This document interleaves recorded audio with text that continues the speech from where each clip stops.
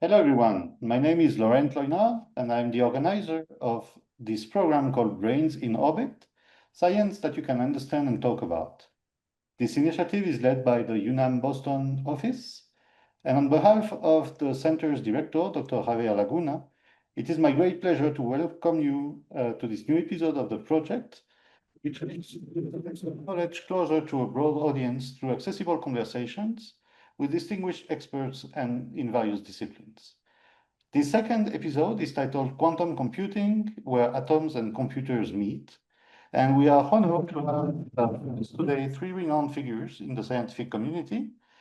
Pablo Barberis from the Institute of Applied Mathematics at UNAM, Jorge García Ponce from Harvard University, and Robin Coté from Massachusetts. Pablo, Jorge, and Robin will share with us their experience and insights in this fascinating topic from different perspectives. So without further ado, I will now read their bio. We'll turn the floor to them and start discussing quantum computing. Originally from Eastern Quebec in Canada, Robin obtained his PhD in physics from the Massachusetts Institute of Technology in 1995. He was a postdoctoral fellow at the Harvard-Smithsonian Center for Astrophysics and took on a faculty position in physics at the University of Connecticut in 1999.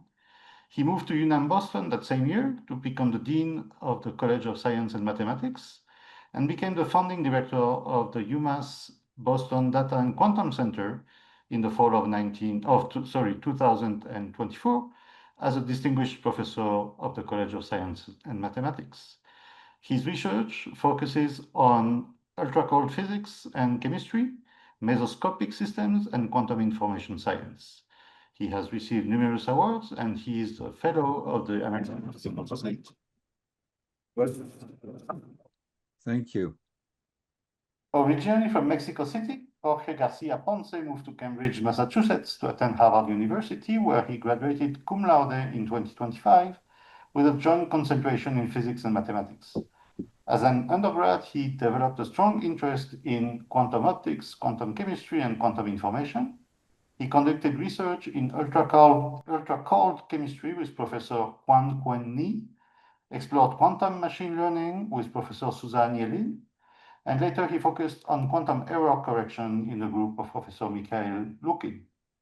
In the fall of 2026, he will begin his PhD in quantum science and engineering at the University of Chicago's Pritzker School of Molecular Engineering. Welcome. Thank you so much. Pablo Barberis completed his bachelor and master's degrees in physics at the National University of Mexico. Then he earned a PhD at the Federal University of Rio de Janeiro in the field of quantum optics. He is currently a researcher at the Institute for Research in Applied Mathematics and Systems, and his research areas include optics and quantum information, with an emphasis on open quantum systems. Welcome, Pablo, and welcome, everybody. All right, so this episode, we want to focus on quantum computing and quantum computers. And so the first topic that I would like to touch is, before we get to quantum computers, is computers, normal computers themselves. So maybe, Robin, you could explain to us how a normal computer works, how these laptops and these cell phones and all of these instruments that we use every day, how they work and what makes them so useful. So thank you. So I'll do my best. So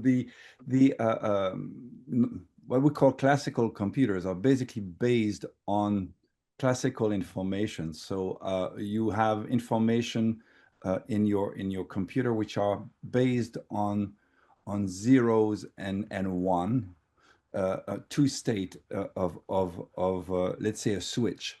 So basically, classical computers are based on really switches.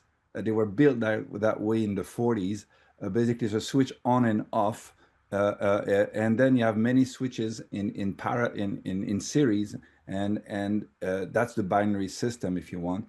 And then you switch one on, it impact, and from the results of this one, you can switch the other one off or on, etc. This is how the calculations are made in classical computers. You could even think of that like, the abacus, you do things by hand.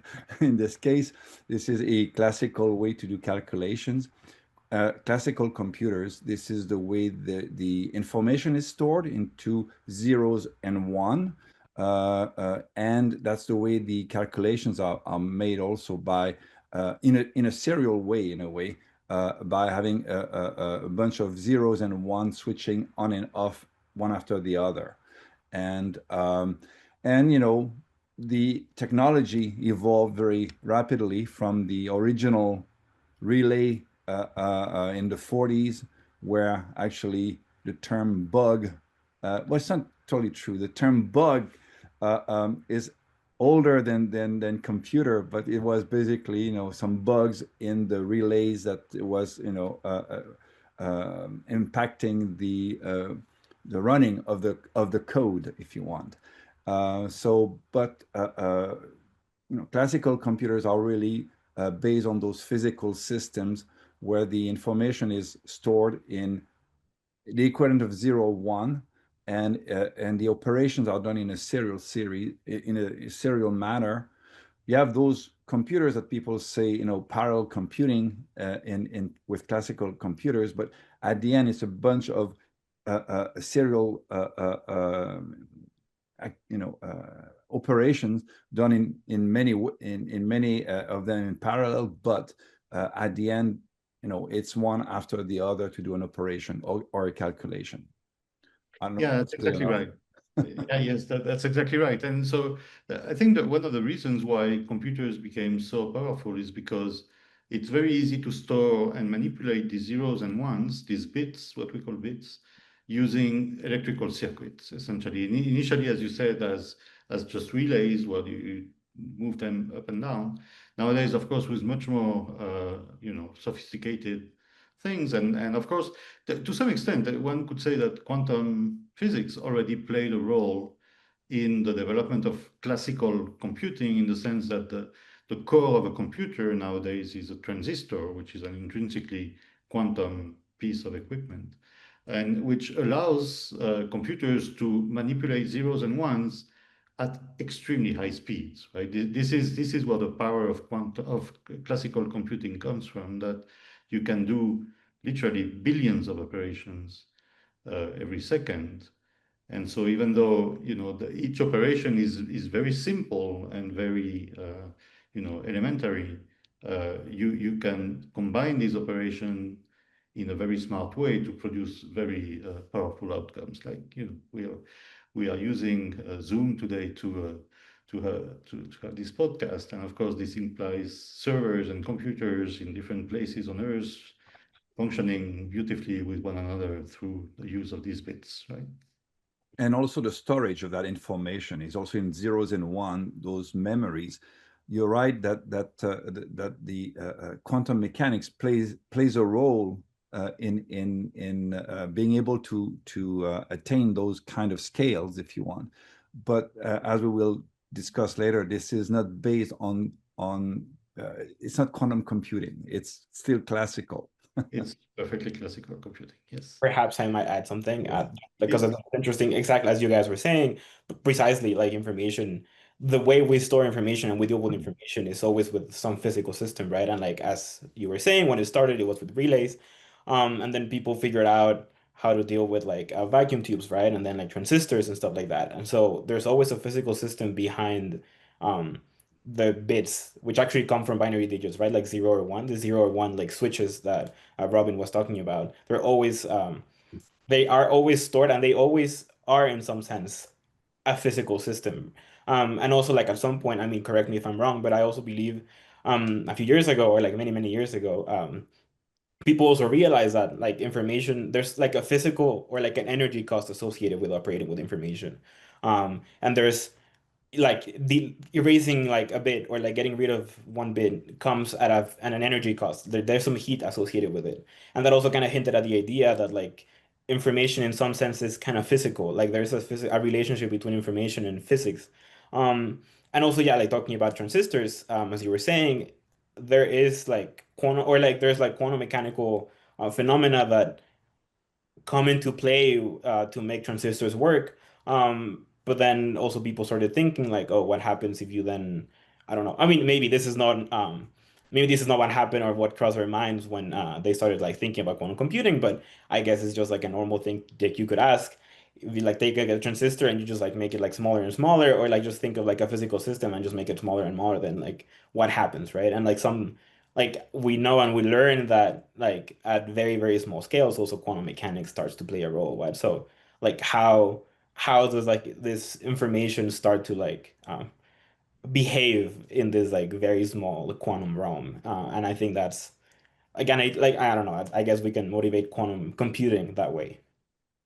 We certainly can. So since we are starting to talk about quantum mechanics, maybe Pablo, you can explain to us briefly what quantum mechanics is all about. What is this part of physics that we call quantum mechanics? Well, quantum mechanics is a fundamental theory of nature that is particularly relevant in small scales. So basically, in the scale where a transistor works, in the atomic or molecular scales. It differs with what we call classical mechanics in the sense that in a classical theory you have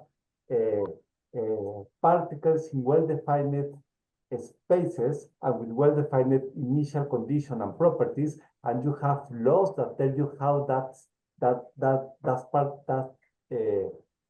particles or fields moves and evolve. In quantum mechanics, you do not have well-defined properties for each particles, but nevertheless is a theory that explains very well what happens in conditions where classical theories fail. And a typical example is when you have light shining matter, you can excite the system and electrons are expelled from the system. If you do that calculation using classical theories, you don't get you cannot calculate when the electrons are going to pop out from the system. Whereas using quantum mechanics you can. So basically, what the mathematical framework where you do quantum mechanics is in some sense not intuitive, because you do not lead with particles with clear properties. You lead with objects which are states of the system which live in some particular mathematical space, and you explain what are and you calculate what you measure using something which is completely intuitive from my point of view, which are operators in that space. So the mathematical framework that you use to describe the systems is not intuitive, but it's the best theory we have. It explains almost everything except something happening in at smaller scales in strong gravity fields. Mm-hmm. So I don't know how to. That's exactly right. So go ahead. Laurent, I just wanted to see, because someone asked me the same question, and I was trying to explain it from the, in a way, historical, how people were drawn towards inventing quantum mechanics. And the example that come to mind for me is how to explain how atoms work, because in the early 1900s, they were making those measurements. They did not really know what an atom was, but they could see when they were shining light on systems, they could see that they had definite spikes of light, we call spectra. So you would say, oh, for this particular wavelength or color, I have a lot of light coming out. I don't have anything. I have something else. I have more. And to explain those spectra, those lines, And it was, people were baffled. How is it? Because as you mentioned, Pablo, classically, the whole thing should be possible. All the wavelengths, all the colors should be possible. Why is it that only some of them are there?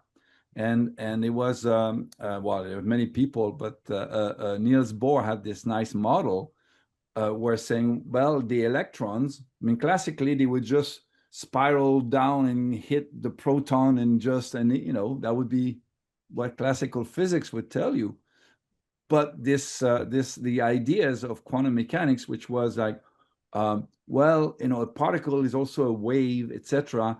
You find, then if you have that in mind, you say, well, if an electron is a wave, well, any wave has to be continuous. It doesn't have a kink. Wave don't have kinks. So if you start with that, there's only possible amount of vibration of wavelength possible around the proton, and that means that only specific orbits or size, which corresponds to specific light, are possible. And that was the explanation a long time ago. But in a way, it's for me, it's a visual way to try to explain something which is not always obvious.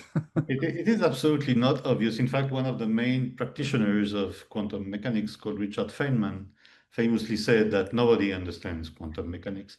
So it's really not something that we should feel so bad about if we can't have a real explanation. But I think what's crucial about quantum mechanics is something that both of you said. It is that we describe particles, we describe electrons, we describe matter using sort of a mixture of, if there were little balls of something and if there were waves, and they kind of behave in one way or the other depending on how we look at them. And we have an equation called Schrödinger's equation that describes how these things should behave.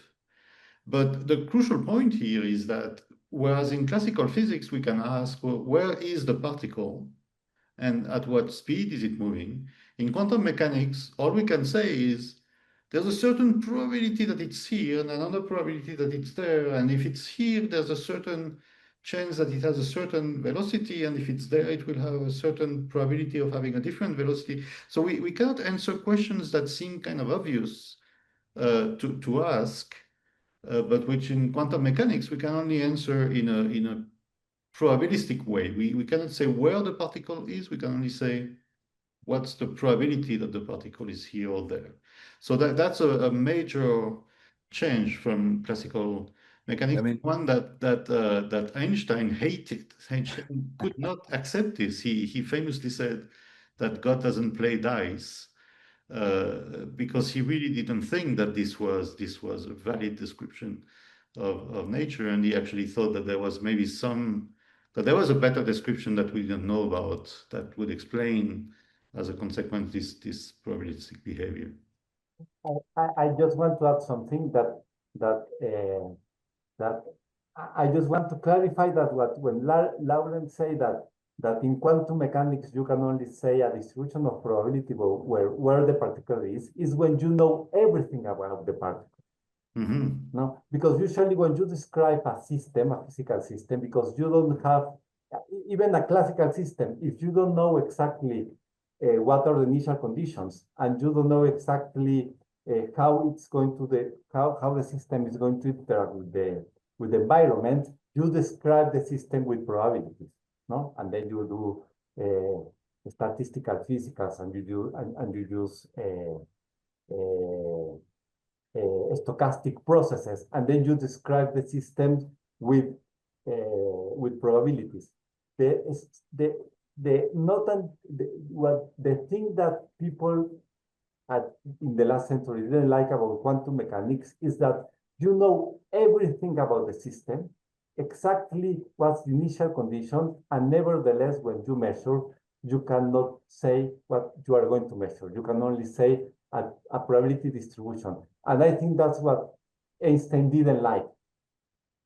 Yeah, that's exactly right. Yeah. This probability does not reflect our own ignorance. It reflects the true Exactly. reality of the nature around us. So that's really fascinating. We should have a whole episode about quantum mechanics one day. But now that we have some basic understanding of what quantum mechanics is, so let's try to join the two topics that we've discussed so far: classical computing with bits on the one hand, quantum mechanics on the other. So Jorge, maybe can you explain to us very simply what the crucial idea of quantum computing is?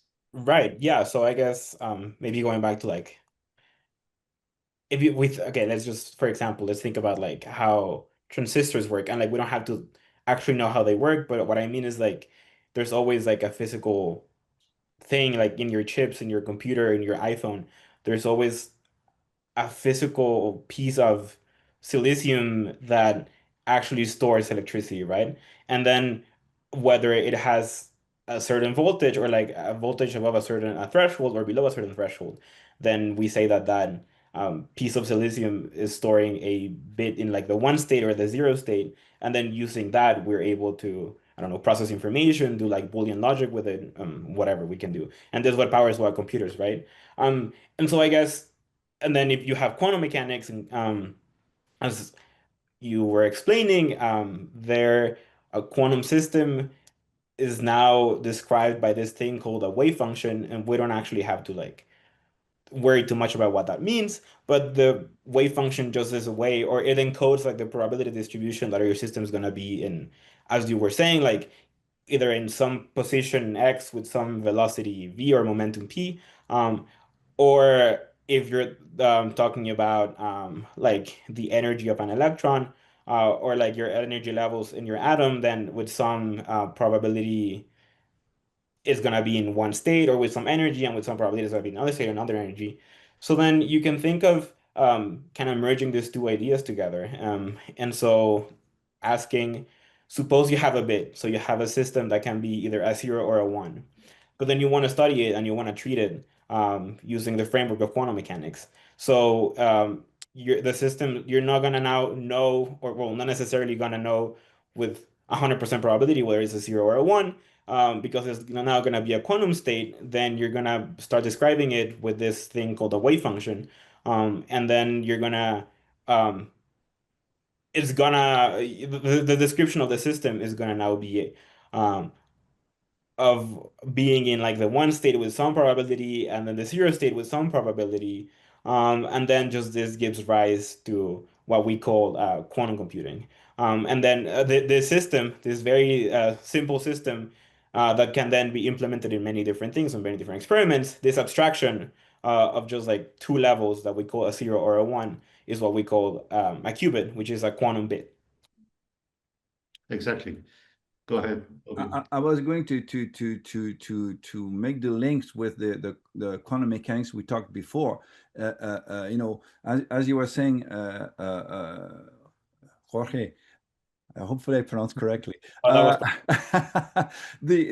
know, you have a wave function or a wave. So this duality particle wave that we were talking about in quantum mechanics before, you could say that you have a wave which corresponds to the zero state or the bit, you know, zero, and you have another wave that corresponds to the bit one. But quantum mechanics, because you have waves, you can have superposition of those waves. It can be in a mix of both zero and one, and that's where the main difference between classical and quantum computer is. You can have this mix of zero and one in the same system.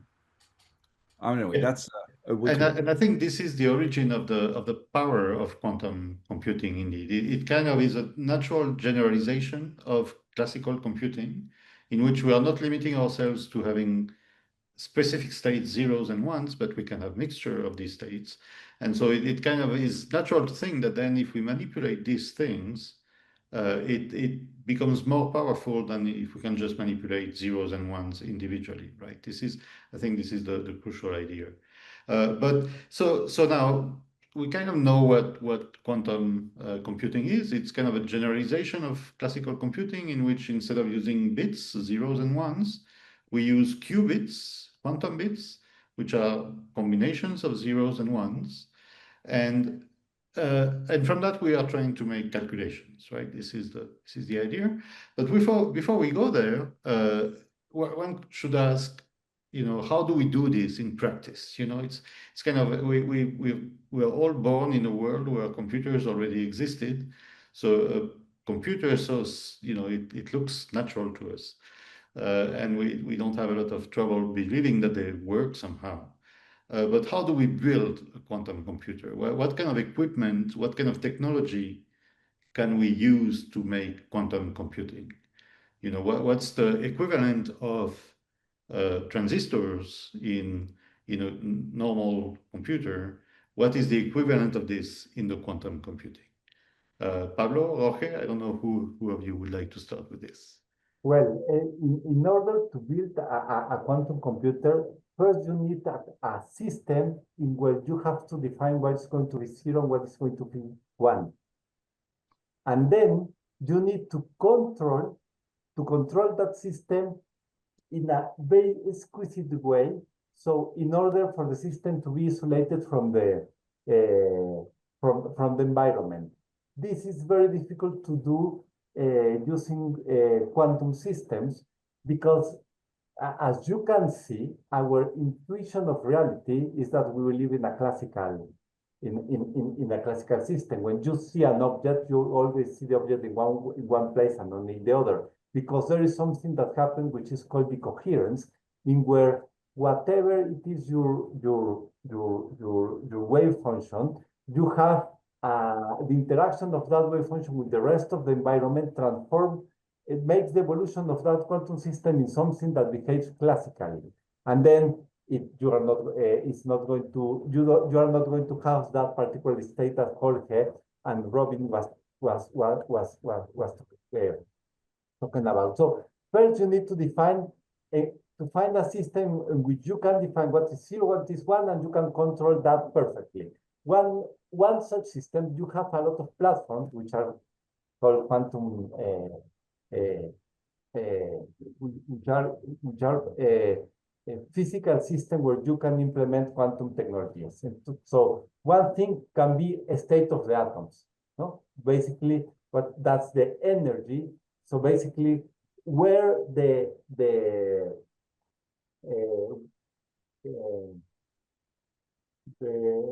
basically is the energy of the electron, and then the atom has different states, which Robin was talking about when he was talking about quantum mechanics. So then you can have the state of the systems, or you can have in the case of you put a figure. In the figure, I suppose this is a superconducting quantum computer, no? So yeah, in that it's case, actually three different ones, one here, one there, and one there. Yeah. Okay. Yes, you have to. So in that case, Well, perhaps I should. Zero. Oh, sorry. Yes. Actually, the computer itself is just the chip that you see at the very bottom. And so what you pointed out as the second one is just the fridge. And because you need a fridge to like cool it down to very, very low temperatures. But yeah, just like fun fact. Sorry, go ahead. No, and then another possibly qubit would be the polarization of light.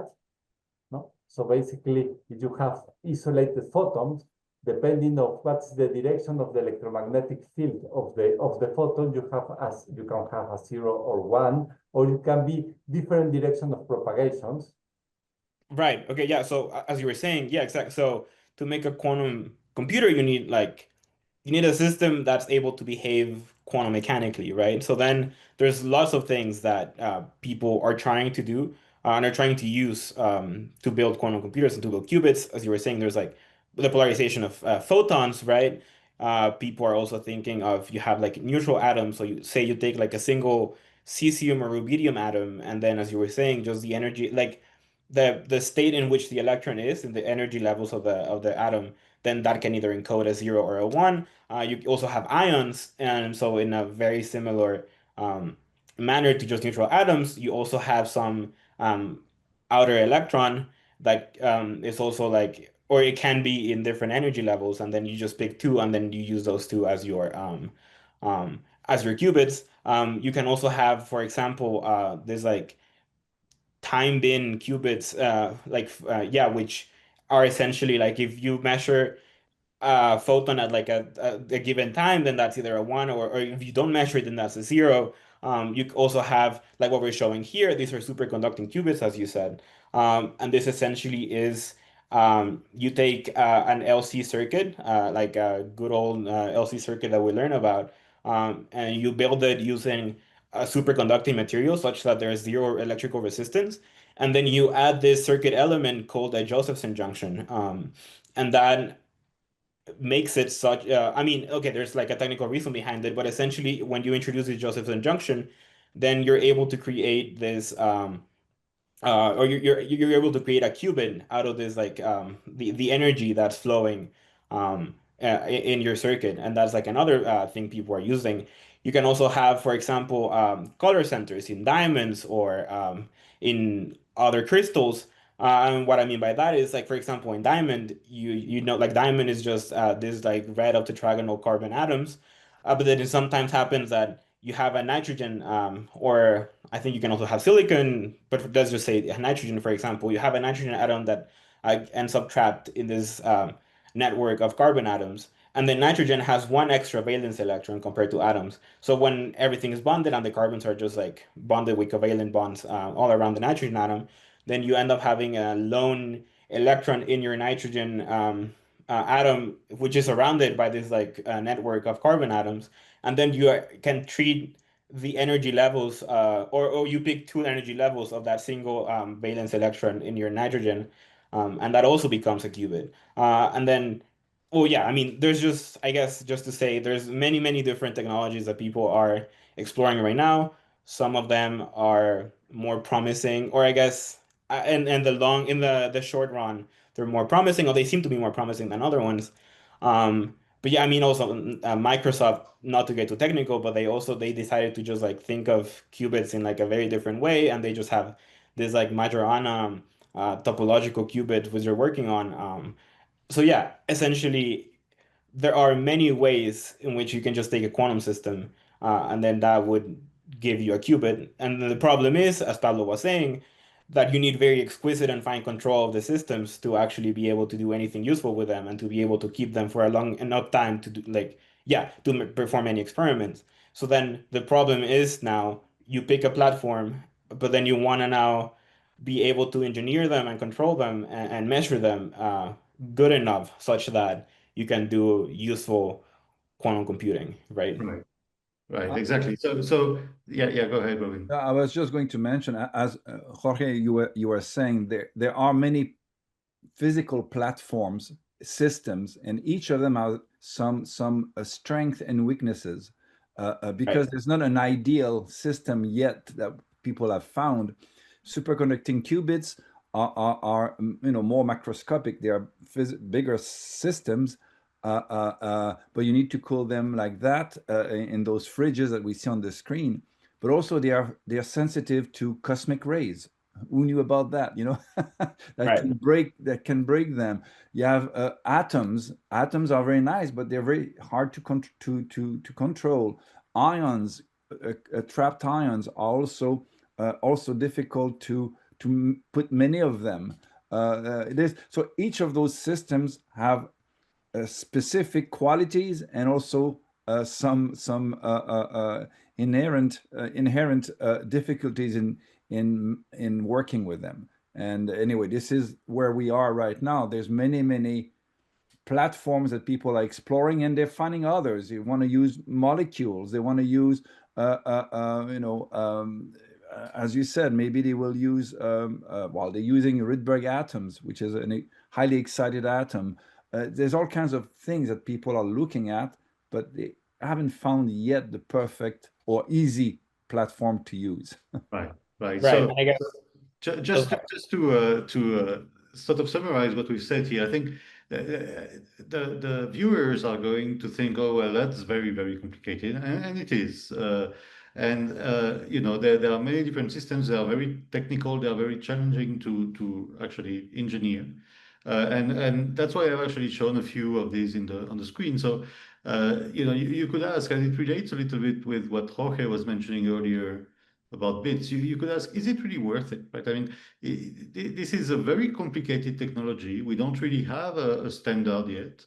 As Jorge was saying, these huge things. That's why I put a picture with people around it. They are very big, equipments. Which probably sounds surprising. If we are going to use quantum physics, you would think that you need to manipulate things at the scales of atoms, and yet you have to build these huge things. But truth is that these huge things are actually not the computer. They are all the peripheral, freezers and electronics that you use to control the computer, which is this tiny little thing at the bottom of each of these things.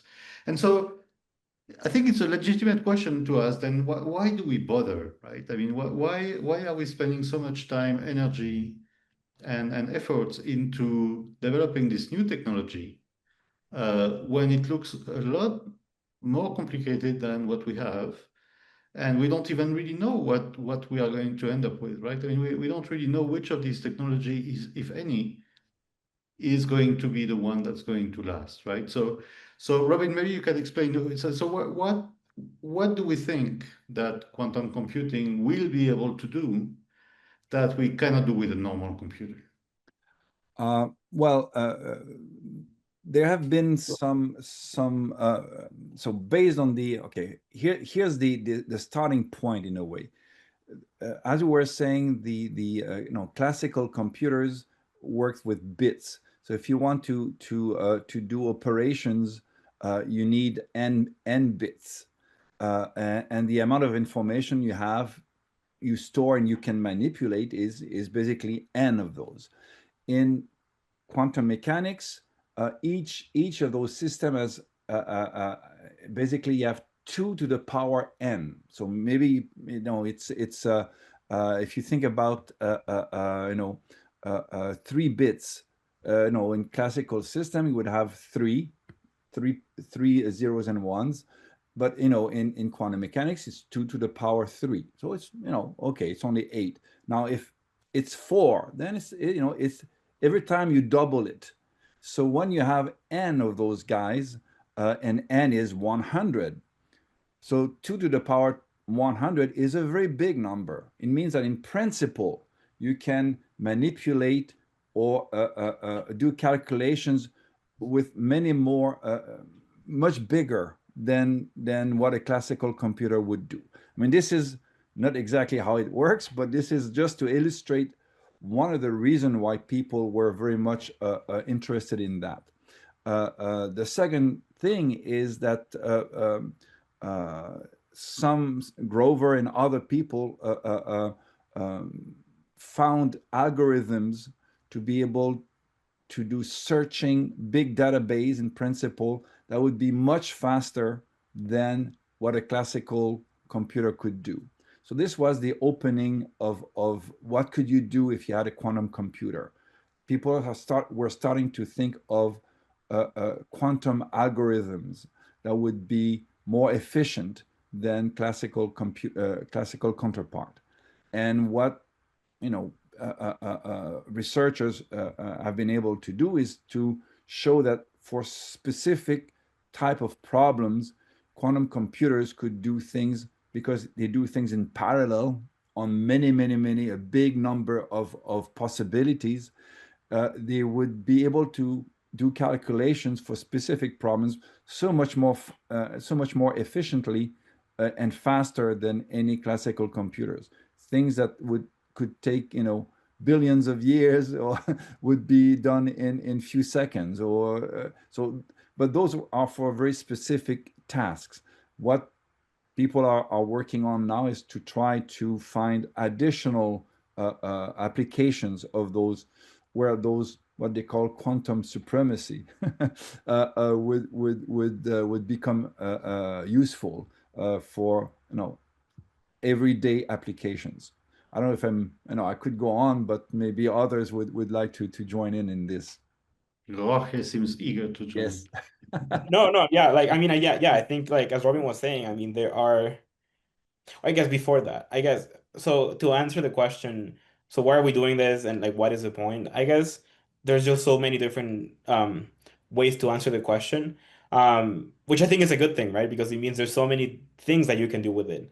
Even before like thinking about algorithms and stuff, just the idea to be able to control a system and like such an exquisite and like precise way that we are able to observe the quantum phenomena is just an inherently interesting scientific question, right? And so people are nowadays thinking, I mean, the better we get at doing it, and we also get better at understanding just quantum mechanics and just like this theory that essentially just explains reality, right? And it also allows us to like go deep in how they relate, how quantum mechanics and relativity behave, right? People are also, thanks to working more and like controlling quantum systems and being able to like engineer these really cool computers and really cool devices, people are also now being able to, or like they want to, or they're thinking of creating experiments where you have like, I don't know, like grains of sand or like actually massive particles that we are used to like seeing and interacting with, and then actually like getting them to behave in like a quantum mechanical way. And I think that's just essentially very cool. And that just like opens so many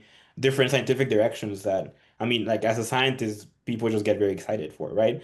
But then also, I guess, like historically, and as Robin was saying, then people also realize that there are a few provable algorithms, like Grover's algorithm or Shor's algorithm, sorry, or a few others that people in the 90s realized, or they actually showed that are more efficient than the known classical algorithms. And this is something that they can prove, right? So as you were saying for Grover, you can essentially query a database, an unstructured database, much faster and get an answer much faster than you could with a classical computer. And I guess like the main thing that followed was Shor's algorithm, where they realized that you can also take a very big prime number, sorry, not a very big composite number, and then you are able to find the prime factors of that composite number much faster than you could with a classical computer with classical algorithms. Now, people don't know if there's a classical way of also doing this very fast, and people have been trying a lot. But they found a way to do it in a quantum computer, and that also kind of just made the field grow. I don't want to say exponentially because people just use the word a lot, but it just made the field grow so much. And then a lot of people started to get interested in it, and also like I mean also like military agencies started getting interested in it because I mean not to go into too much detail, but if you're the basis of cryptography and how like privacy and internet security works, it all comes down to not or to the problem of factoring a number being a very, very hard problem. And the way you decrypt, I don't know, like a secret message or like your bank account or anything just comes down to the fact that you know how to decrypt, so how to factor this really big number, and nobody else actually like knows. So if you're able to factor this really big number, then you're essentially able to access all the private information that's flowing on the internet. And so that's a problem, but that also makes it like an interesting thing for various different reasons for people to keep exploring, right? And so that also made the field just grow, and people started pouring money into it, and that kind of just led us to where we are right now. Right, right. So I was obviously when I asked the question, I was kind of playing devil's advocate. But because it is obvious if we look around, I mean, as you said, Jorge, the military is investing a lot of money into this.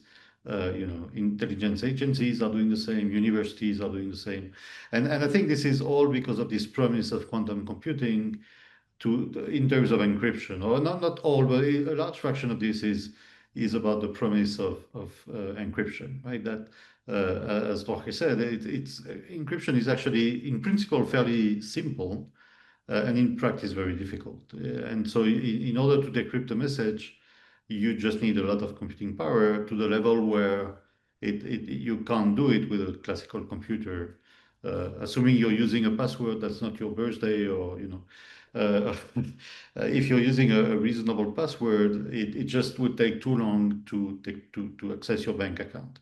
But if we had a quantum computer that implemented some of these algorithms, it would become trivial and very quick. And so obviously a lot of agencies and a lot of people and countries are interested in being pioneers in this kind of technology. So continuing with this, then should we be worried? You know, should we is everything lost? Is for instance, personal information, is this become available widely to everybody in the near future? Or bank accounts, are they safe? Robin. Well, you know, you have the counterpart of that. You have also quantum cryptography, which also makes it impossible to makes it really safe. So there is, you know, yes, quantum computers can be used to to break classical schemes if you want, but you could also use quantum systems to have quantum keys if you want, quantum cryptography, and those systems, you know, were suggested already in the mid 80s, and so it's and banks are using, you know, some banks are using some of that, to the best of my knowledge. But Laurent, and I don't know if anyone wants to jump in on that topic, but go ahead, Pablo. No, Go ahead, Pablo, and then we come back to you. I just want to point out that you also can use post-quantum classical cryptography. So there are ways to encrypt information classically using your computer that they cannot be broken with a quantum computer. So, and they are in the process, they are several ones, and they are in the process of standardization. So even in the case of NIST, they have listed the 4 best candidates. So basically, if you are patient, you can basically encrypt all your information with the new quantum post-quantum system. But nevertheless, information you already have encrypted and someone saved in the future can be broken with a quantum computer. Right. That's right. Yes. Robin, you were going to add something before. Well, I was just going to say though that the original applications that people had in mind, and Jorge, you were totally right. I mean, a lot of that was driven, the initial steps in quantum computing was heavily driven by the security aspect and cryptography, etc. But there are more and more people thinking that quantum computers could be, when they become powerful enough, could be used to do calculations where classical computers would have a hard time of systems like, molecules, for large, big biomolecules. If you want to do the calculations, you have stuff. So, molecules or computers now, they have a hard time to do calculations when a molecule is excited. So if everything is moving a lot, etc., and to calculate those conditions, those states, classical computers have a hard time. It's very difficult. And for very large biomolecules, if a quantum computer could come along and do those calculations in a reasonable time, it could have a big impact on pharmaceutical development and so on. So some pharmaceutical companies are starting to listen to those possibilities. There are, for materials, creating new materials, maybe it could help. So there are things of that sort. For example, there was a conference a while back on using quantum computers for nuclear physics to understand how nucleus, the gluons and everything in nucleus, it's very difficult. Classical schemes don't work well, and they cannot do very large systems. So the hope is that one could create quantum computers that could tackle those problems and get a real understanding of how it works. This is, of course, on the science side of things. And there's, I don't know if it will have the exact applications in society, but I'm pretty sure there will be I don't know. This is probably a question at the end about AI and all that, but you know, what will be the impact there? I don't really know yet, but but we will come back to that. Yeah. It is really a very, very exciting topic. I wanted to ask your opinions, all of you. Periodically, maybe once every 6 months or something, we get these big announcements in the press, you know, related to big breakthroughs in quantum computing, and Google has done this, and MIT has done that, and you know, Amazon has done. So, should we believe the hype?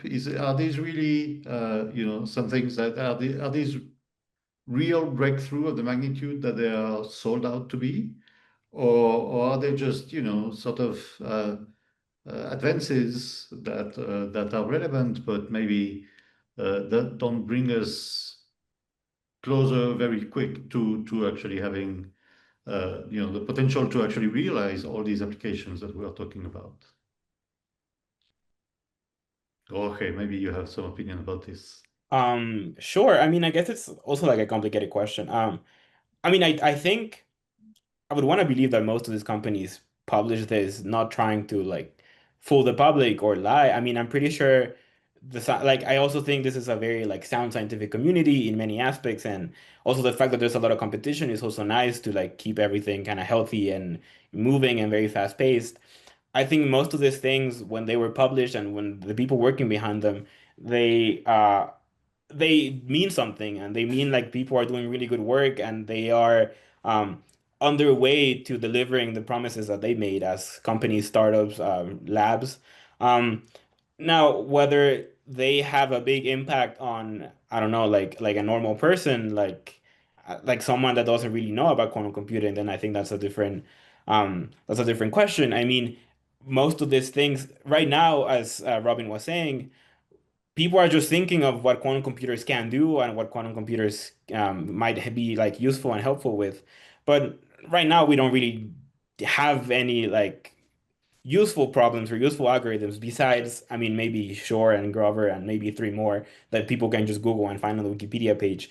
Besides that, there's really not that or no demonstrable or like actually known ways of using these quantum computers. And also this other thing, and maybe this can also be used to answer your question of are we safe? Right now, we can argue that yeah, we now have quantum computers, but they are very small. And I don't know if people are worried about like Shor's algorithm being implemented and like decrypting their bank account, that's still not gonna happen because I mean the estimates keep changing and people keep making them more and more efficient, but you still need like something of like I don't know 10 million qubits, and maybe the largest computer we have right now are like 1,000 qubits, but also like you need to think of like the quality of the qubits and how many operations you can do. So we are still quite far from having like a useful quantum computer that is able to perform any useful algorithms. Now, I mean, these breakthroughs and all these things that like appear in the media and the news, I think they just show that the field is going very fast and people are delivering and people are working very hard.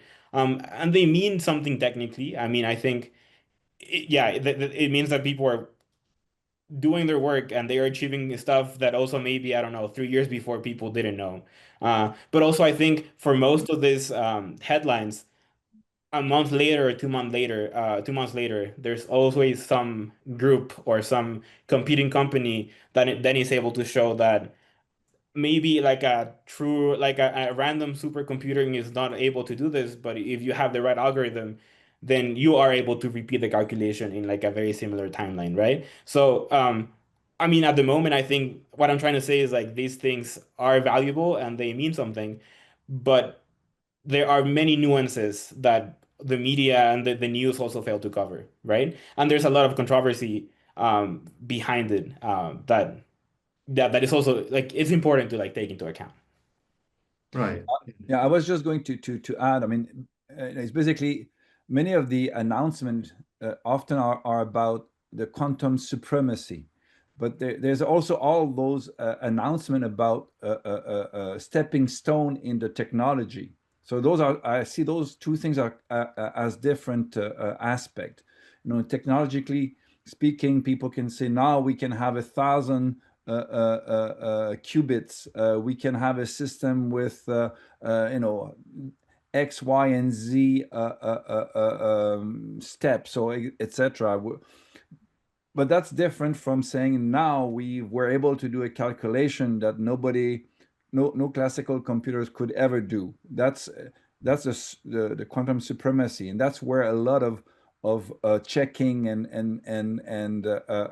sometimes people saying, wait a minute, we're able to do something similar with a classical computer. So this is where the hype, to some extent, about quantum computer is sometimes taking place.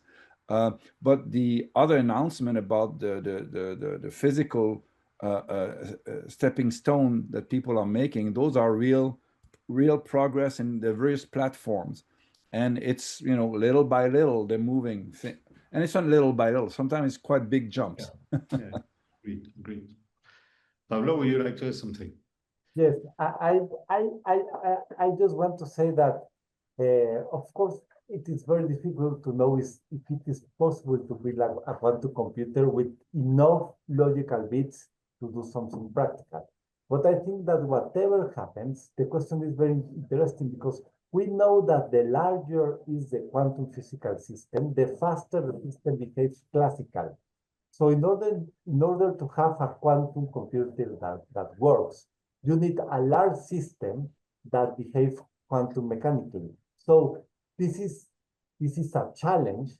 It's a very interesting challenge from the point of view of basic science. So it is interesting per se. And if it works as a quantum computer, it will be fantastic, because also we were talking about the Grover algorithm and the short algorithm. So, but also the quantum computers works very well in order to simulate quantum systems, and in order to model nature. Basically, we are modeling quantum systems, so it would be very useful for that.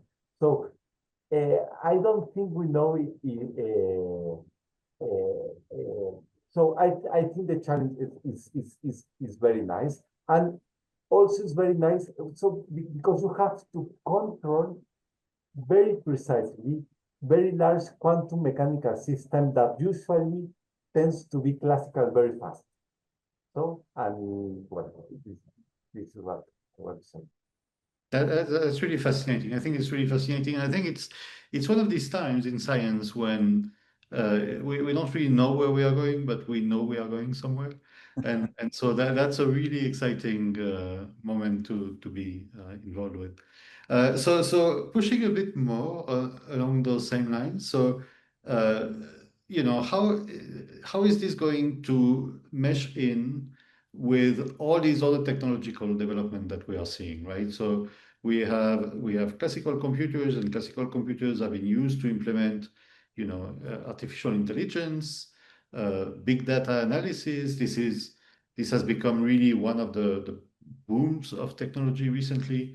There's hardly any web page or a large system that doesn't use artificial intelligence.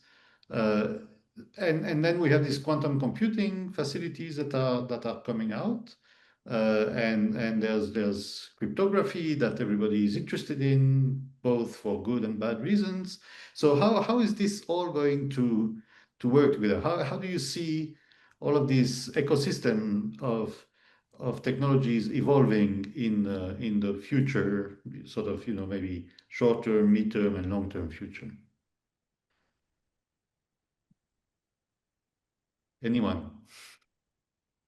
Well, if we have a quantum internet with quantum computers doing quantum cryptography, well, we can, in a way that we can prove it is secure, we can communicate with knowing that no one is watching. But we see this is very important. I don't know, for communication and for bank transactions and everything. Also in order, in order to develop technology, you need to simulate systems in order to see what happens under different conditions and get and generate new technology. Now we spend a lot of time trying to simplify quantum system in order to simulate them in a normal computer. Basically, is what we do most of the time with a quantum computer that that would be much more easy to do. That means that can accelerate all the areas of physics related with material science and medicine, creating new molecules. So it will change a lot the landscape of how we do science. That's my opinion. I guess I also just can say, like, I mean, I think on some level I can also say we don't know. Like, we just don't know what's gonna happen. But what I mean by that is, like, the technology is like getting there, and then like there's a huge effort of people just working on like actually getting the technology, like the platforms to work and actually build a quantum computer.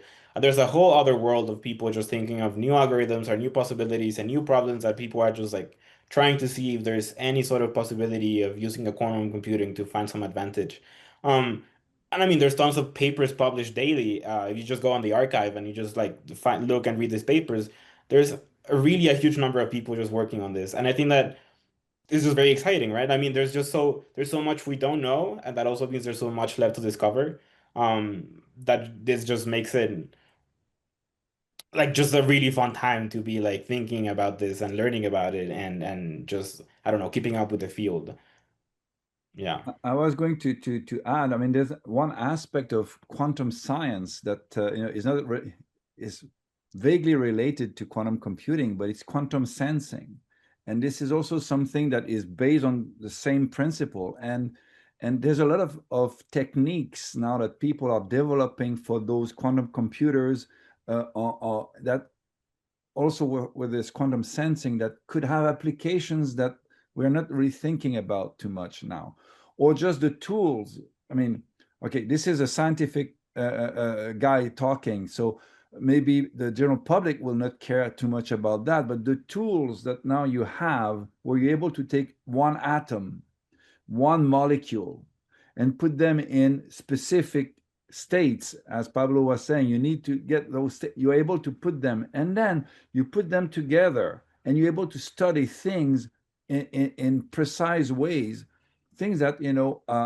10 years ago, you would not think it was possible. Now, you have those techniques, and those techniques are developed in parallel or with quantum computing in mind, but those will provide a bunch of new tools for scientific discoveries. And we don't know where this that's the whole point of discoveries. We don't know where it's going to go and where it's going to come from, but it's going to have an impact on society for sure. As someone famous said, right, it's hard to make predictions, especially about the future. Exactly. All right. Well, just to finish, I'm curious about each one of you. What's your specific topic in this general theme of quantum computing? So if you could just explain, like in 30 seconds, what it is that you do in quantum computing. Maybe Jorge, we can start with you. Okay, well, I just graduated from undergrad. Right now I'm not really doing anything. But as an undergrad, and the last thing I was, or what I was working on, and what I think I want to keep working on, is this thing called quantum error correction. And I think Pablo mentioned this briefly, but I mean, yeah, there's like we have quantum computers right now, and we have qubits, but they're all like it's also hard to keep them useful, and especially as your system grows, then there's a lot of problems that come with it, and like with the environment just trying to like ruin your system and ruin your qubits.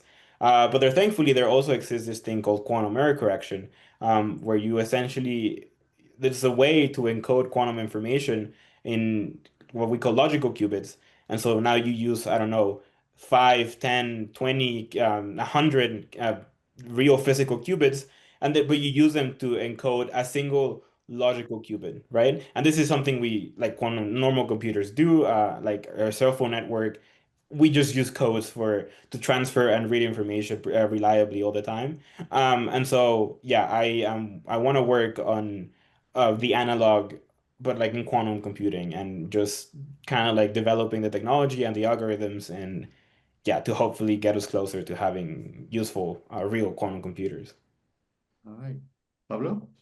I work on open quantum systems. Yeah, basically, I study how a quantum system of interacts with the environment. So basically, in the concept of a quantum computing is the system where you codify the qubit, how that interacts with the environment, and how that qubit is degraded. So this is one of the main research areas. All right, and Robin? Well, I'm probably the oldest in this group, so I can say that you know, I have been involved one way or the other with quantum computing ideas for quite a while. Actually, I was a PhD student when Ignacio Cirac and Peter Zoller put one of the first proposal on how to use ions to do algorithms, and that actually is something that opened the door. Everybody after that, you know, you had a physical implementation of a quantum computing idea, and then other people, you know, went on and got Nobel Prizes on implementing that. So, but my background is ultra cold atomic and molecular physics, and I've been working in how atoms and molecules behave or interact with light and among themselves, but at very low temperatures. And many of those aspects are related to quantum information.